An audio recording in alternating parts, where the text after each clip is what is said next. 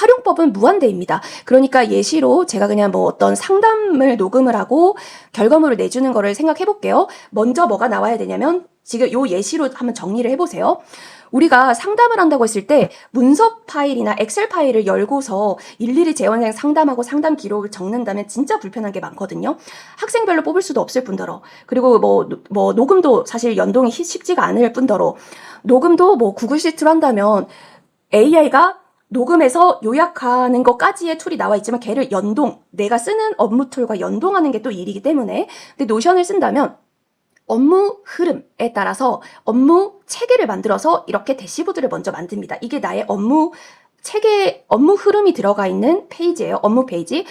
윈도우에서 만약에 폴더 하나를 열었을 때는 이렇게가 안 되죠. 근데 노션이기 때문에 여기에 업무 흐름에 맞는 이 페이지를 만들 수가 있고, 만약에 회의를 만든다라고 하면 이게 상담이라고 해도 똑같아요. 회의를 만들면 새 회의가 이렇게 날짜가 나오고 요약 대기가 나오고 있어요. 지금 요약할 준비가 되어 있고, 회의록을 열었을 때 세부적으로 한 회의에 대한 내용을 기록할 수 있게 나오고, 여기서 받아쓰기 시작하기를 눌러서 노션 자체적으로 나의 목소리, 또 뭐 강사님들과의 뭐 회의, 아니면 이게 재원생과의 회의, 입학 상담할 때의 어떤 상담 기록들, 이런 것들이 전부 다 음성 녹음이 자동으로 되고, 이런 것들이 다 받아쓰기가 되면서 여기 지금 타이핑이 되고 있어요. 요즘에는 영어뿐만 아니고 한국어도 생각보다 좀 잘 됩니다. 그래서 이렇게 한국어 받아쓰기가 되면서 이런 것들이 그냥 다 나의 이야기들이 다 녹음이 되고, 자, 이런 것들이 이제 만약에 중지하고 나면 여기는 나의 음성을 자동으로 한국어를 스크립트 받아쓰기 한 다음에 요약해주고 분석해주죠. 이건 제가 이제 기본 기능만 쓴 건데, 요약을 할 때도 어떤 포인트로 요약을 할지, 분석할 때도 어떤 포인트로 분석을 할지를 세팅을 해주시면은 이 설정 값에 따라서 요약하는 방향성, 이 핵심 스타일, 이런 것들이 다 바뀌게 됩니다. 그래서 예를 들면 이제 뭐 요런 식으로 주요 기능이 있고, 받아쓰기에 이렇게 전체 스크립트가 나와 있기 때문에 요약과 받아쓰기 보시면서 여기에 있는 요 부분을 누르게 되면 요 스크립트의 내용이라고 자동으로 갑니다. 자, 이거는 정말 그 기본 기능 얘기한, 노션에 들어있는 그냥 기본적인 기능을 한번 소개시켜 드린 것이고, 여기가 이제 재원생 상담이면 3개월에 한 번씩 정도 한다면 길어지겠죠. 그리고 요거를 이제 분석해야 되는 이제 툴이 있을 수 있어요. 그래서 요거랑 동일한 시스템으로 화면만 지금 바뀐 거예요. 재원생 상담을 한다라고 하면 상담 오래된 순서를 먼저 파악해야 되겠죠. 이게 업무 흐름입니다. 상담 오래된 순서대로 내가 상담을 한다라고 한다면 토글을 열어서 상담이 오래된 학생을 먼저 찾아야 되겠죠. 그래서 이렇게 상담이 지금 보면 3월이 아니고 2월 정도 했으니까 굉장히 오래됐죠. 그리고 상담을 한 지 88일이나 지났습니다. 그리고 이번 달 상담 안 했어요. 그래서 이 친구부터 해야 되겠다 생각이 들었다면 추가를 누릅니다. 자, 그러면 상담할 목록이 생성이 되는데요. 여기에 이 친구의 목록이 이게 나오게 됩니다. 뭐 이런 식으로 시스템을 만든 거예요. 자, 그러면 지금 홍길동 학생이 상담이 오늘 눌렀으니까 오늘 했으니까 0일이 되겠죠. 상담을 한 지 얼마나 지났는지 이번 달에 체크가 됩니다. 이번 달에 했구나. 자, 그리고 여기에 최근 상담일이 나오고 여기 26-5 를 누르면 오늘 상담을 기록할 수 있게끔 나와요. 그래서 상담자 뭐 적어주시고, 키워드 이렇게 뭐 적어주시고, 그리고 아래쪽에 보시면 요거는 이제 상담을 똑같은 방법으로 이렇게 받아쓰기 적어놨어요. 그럼 상담하실 때 요거 켜놓고 상담을 하시고, 회의록 녹음한 거 보여드렸듯이 똑같은 루틴으로 해도 됩니다. 그런데 이제 상담은 요약을 한 다음에 뭐가 중요하냐면 이전의 상담을 뭘 했는지, 그리고 내가 오늘 상담을 뭘 해야 되는지, 요런 게 중요하겠죠. 그래서 제가 이제 여기에 위쪽에 상담 전에 만약에 노션 AI를 사용한다면 상담 준비라고 입력, 이런 이제 뭐 요런 가이드 같은 거를 이제 넣어놨는데,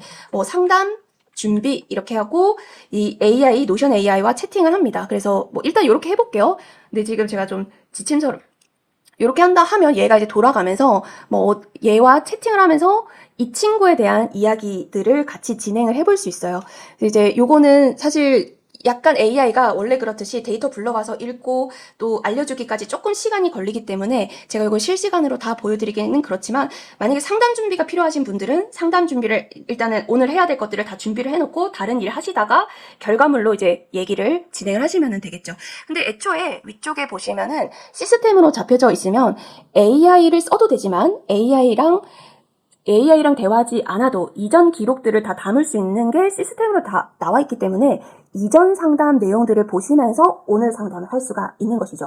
자, 이게 지금 어떤 얘기냐면 업무 플로우, 업무 체계가 적혀져 있는 상태에서 데이터가 전부 나의 시스템 안에 쭉 들어있는 상태에서 AI의 기능만 붙인 거예요. 그리고 AI 기능은 뭐 녹음, 상담 요약, 그리고 이제 결과물 분석, 그리고 종합 개요 이런 것들을 내줄 수 있는 것이고 그 결과물을 다시 이 노션의 시스템 안에 함께 담을 수 있는 그런 구조가 예시로 제가 상담 관리를 보여드린 거예요. 근데 이제 지금 요것과 동일하게 어떤 거든지 상관없어요. 지금 뭐 예를 들어서 학원 업무가 워낙 다양하니까 요거랑 똑같이 예를 들면 상담 관리가 아니고 나는 뭐 입학 관리를 뭔가를 뭐 해보고 싶다라고 한다면 일단 데이터가 있어야 되겠죠. 상담을 하고서 입학을 한 학생, 입학을 안 한 학생, 뭐 이런 것들, 잠재 고객은 누가 있나 이런 것들이 있어야 되겠죠. 그래서 예를 들면 지금 보시면 뭐 퇴원 관리가 퇴원을 왜 했나 애초에 데이터가 있어야 이 AI가 분석을 하겠죠. 예를 들면 퇴원생 목록에 여기 퇴원을 하게 되면 퇴원 사유와 구체적인 이유를 데이터로 남겨놓으면 이것들이 쌓이면 분석을 AI한테 맡기면 이 왜 퇴원을 했는지 나의 인사이트보다 AI가 바라봐준 인사이트가 더 좋겠죠.